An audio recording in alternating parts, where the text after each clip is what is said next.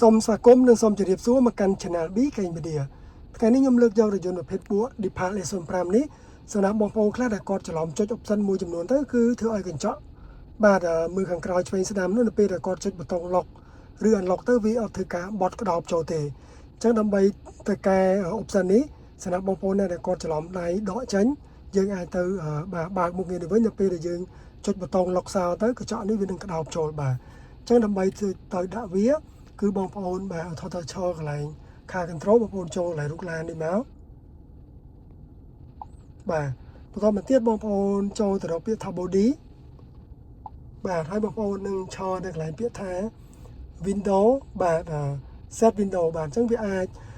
កន្លែងខ្លះភាសាអង់គ្លេសវាខុសគ្នាតិចតួចទៅលើ version ឡានរបស់ប្រភេទពួក China version បាទអញ្ចឹងឲ្យតែយើងឈរលើមិនរួយបាទ set window នេះមកបន្តមកទៀតបងប្អូនអូមកកណ្ដាលតិចមកបាទបងប្អូននឹងឃើញនេះពាក្យនេះបាទ external បាទ rear view mirror auto fold អញ្ចឹងបើសិនជាបងប្អូនច្រឡំដៃដោះនេះបាទដោះនេះឲ្យវាខ្មៅដូច្នេះមិនថាយើងអត់បានបើកវាទេអញ្ចឹងបងប្អូនចុចប៊ូតុង lock unlock ទៅគឺកញ្ចក់វានឹងបាទនៅជាប់ដែរហើយខ្ញុំសូមចេញទៅតែបងប្អូនមើលបាទខ្ញុំសូមជួយពីខាងឡើងឥឡូវមិញខ្ញុំបានដោះនឹងចេញហើយខ្ញុំចុចប៊ូតុង lock បាទអញ្ចឹងឡានរបស់ខ្ញុំ lock ហើយគឺវាអត់បត់កញ្ចក់នេះចូលទេបាទដោយសារយើងបានដោះជាមួយកន្លែងមុខងារមិនចេញហើយឥឡូវខ្ញុំសូម unlock វិញខ្ញុំចូលមកភាសាទៀតខ្ញុំនឹងបើកជាមួយ option ឡើងវិញបាទចូល body បាទយើងបើកកន្លែង external នេះមក external rear view mirror auto fold ហ្នឹងយើងបើកមកបាទហើយយើងតែភាសាទៀតបាទ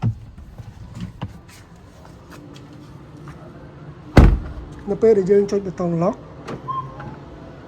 បាទនេះកញ្ចក់វាបត់ចូលក្នុងបាទនេះគឺជាកន្លែងងាយសម្រាប់បងប្អូនខ្លះគាត់បាទផ្លិចជាមួយនឹងកន្លែង option នេះគាត់ច្រឡំដោះហើយគាត់ផ្លិច on ទៅវិញបាទអាចបើកមុខងារកន្លែងនេះបានបាទអញ្ចឹងChannel BK Media បង្ហាញមានតែប៉ុណ្ណឹងបាទមានកន្លែងណាលួសខុសឆ្គងសូមខន្តីអភ័យទោស Channel BK Media ផងហើយសូមជួយ Subscribe Channel BK Media ផងដើម្បីទទួលបានវីដេអូក្រោយៗបន្តទៀតសម្រាប់បងប្អូនដែលមិនទាន់បានជួយ Subscribe នោះបាទសូមជួយ share វីដេអូនេះផងដើម្បីចែកចាយចំណេះដឹងសម្រាប់អ្នកដែលគាត់ជិះរថយន្តប្រភេទពួក Depal S05 ឲ្យគាត់យល់អំពីចំណុចមួយនឹងផងជាចុងក្រោយសូមជម្រាបលាបងប្អូន